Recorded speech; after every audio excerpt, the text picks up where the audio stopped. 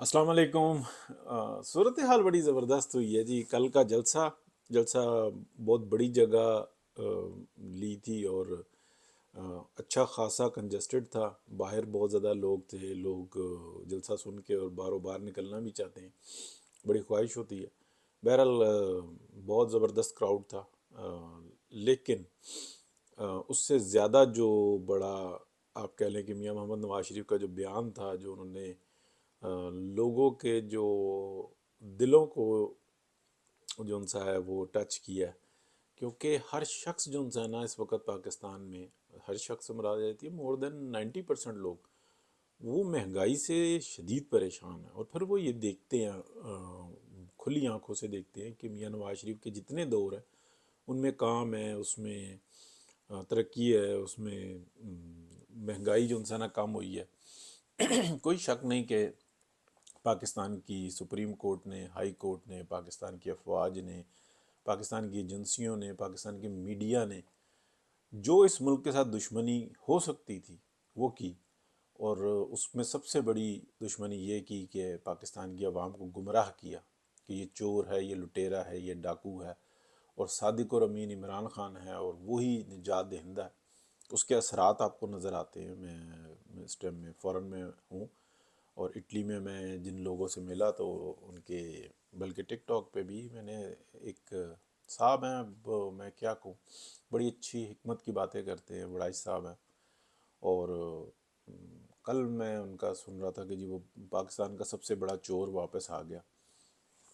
अफसोस हुआ कि यार इतना इंटेलेक्चुअल शख्स और इतना बड़ा शख्स जो हर शख्स को इतना अच्छी गाइडेंस देता है, लेकिन उसके दिमाग में कौन सा कैंसर डाला गया है कि सिर्फ इल्ज़ामात के ऊपर वो शख्स किस तरीके से पिछले दिनों वो लग गया था जी।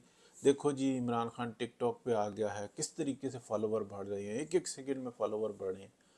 खुदा के बंदो, टिकटॉक और एक लीडर का क्या मुवाजना है। और इतनी मैं उस शख्स की हर जो है ना टिकटॉक की वीडियो को मैं बड़े गौर से देखता हूँ कि यार इस तरह का इतना ज़बरदस्त शख्स जो बताता है कि अपना कारोबार करो, कैसे करो, कारोबार के कैसे मतलब जांचा उसको कैसे जाता है, फ़ायदे क्या हैं, नुकसानात क्या हैं, किस तरह के बंदे को करना चाहिए। लेकिन ये मर्ज़ जो पाकिस्तान की तमाम रियासती रियासती इदारों ने इंजीनियर्ड तरीके से जो इंसाना आप कह लें कि अवाम के अंदर पेवस्त किया, उस मर्ज़ का शिकार वो शख्स भी है। मतलब अगर पूछें कि यार नवाज शरीफ के 3 वजारत उज़्मा के दौर हैं, 2 वज़ीर आला के दौर हैं, 88 और 85 का वज़ीर आला का, और उसके बाद फिर हम देखते हैं 3 दौर हैं। किसी एक दौर को आप ले लें मियाँ नवाज शरीफ के, और फिर आप इमरान खान के दौर से कंपेयर करें। इमरान खान के दौर में बर्बादी नज़र आती है, यानी कि तहस नहस कर दिया निज़ाम। पाकिस्तान की जो तारीख में जितना कर्जा लिया गया उसका 70% जो है ना उस शख्स ने 3 साल और 7-8 माह के अंदर ले लिया। कोई उस शख्स को, मतलब वड़ाई साहब को, हमारे कोई हिया नहीं आती कि यार मैं इसके ऊपर भी बात करूं। ये तो सारे स्टेट बैंक के फिगर्स हैं। कौन है चोर और कौन से काम तरक्याती हुए हैं? मियाँ नवाज शरीफ का देखें, 13 से और 17 तक का दौर देखें, 18 तक का आप गिन लें, शायद खाकान अब्बासी का भी टाइम लगा लें आप। यानी कि इस 5 साल के दौर के अंदर तरक्याती काम देखें, कितना कर्जा लिया और उससे बहुत ज़्यादा काम किया हुआ। आपको सामने एक एक रुपए का हिसाब नज़र आता। लेकिन चोर है जी। चोर क्या है? बेटे से तनख्वाह ले सकता था, हक बनता था उसका, क्योंकि उसके पास तो रसीद थी। ले लेता तो वो एसेट बन जाता, नहीं ली तो वो जनाब उसकी मर्जी, लेकिन अगर वो ले लेता तो एसेट बन जाता। यानी कि कोई शख्स ये कहे कि किसी शख्स पे ये इल्ज़ाम लगा दिया जाए कि तू अपने बाप से तरका ले सकता है, लेकिन ले लेगा तो तू मालिक बन जाएगा, और फिर तूने उसको बताया नहीं है। अब हर शख्स की मर्जी है। बहुत सारे तरका नहीं लेते, गिफ्ट कर देते हैं अपने बहन भाइयों को, छोड़ देते हैं, और बाप का पता ही नहीं उससे पहले क्या सूरत हाल हो। बाप जो उनसा है ना वो तरक्के की जगह कर्जा भी दे देता है, कुछ पता नहीं होता।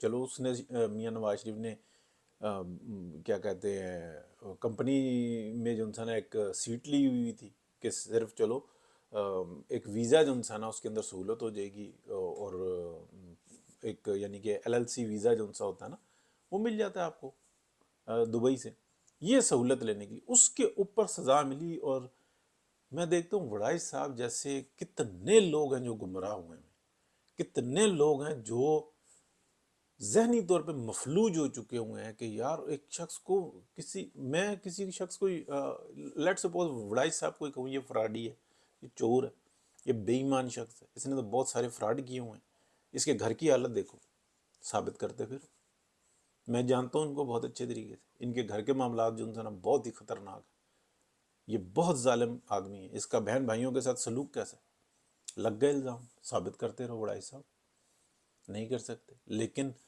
وہ مرض جو میں ایک شخص کا نام اس لیے لے رہا ہوں کہ یار پوری نسل تباہ کر کے رکھ دی۔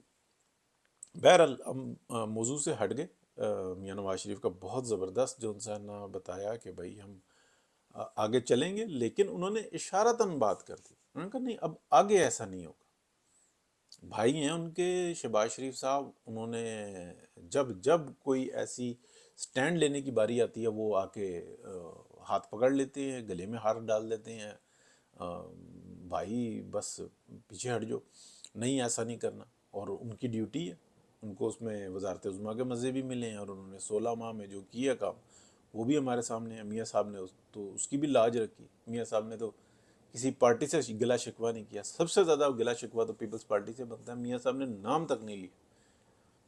ایک طرف ملک کو بچانے کے لیے ایک شخص جو انسان ہے اس نے پوری سیاست داؤں پہ لگا دی، اور زرداری صاحب نے کیا کہ انہی کے بھائی کو ان کے سامنے کھڑا کر دیا۔ چلو بھائی تو ہے ہی ایسا، مطلب سادے آدمی، ان کو نہیں پتا کہ میں کیا کرتا ہوں، یعنی کہ ایک پالیسی ہوتی ہے یار، آپ کو محنت کرنے کے بعد تقسیم جو انسی ہے نا وہ صحیح کرنی ہوتی ہے۔ میاں صاحب کہتے ہیں کہ یہ سب سے پہلے پاکستان کی عوام کا حق ہے، ہر طرح کی جناب پاکستان کی فورسز کو، یعنی کہ پاکستان کی فوج کو یہ بھی اختیار دے دیا فلانی نوکری کا NOC بھی تم جاری کرو گے، تم بھی کرو گے، اس کا بھی تم کرو گے، بلکہ میں بھی جو ہوں نا وزارت عظمیٰ وہ آپ ہی کا ملازم بن جاتا۔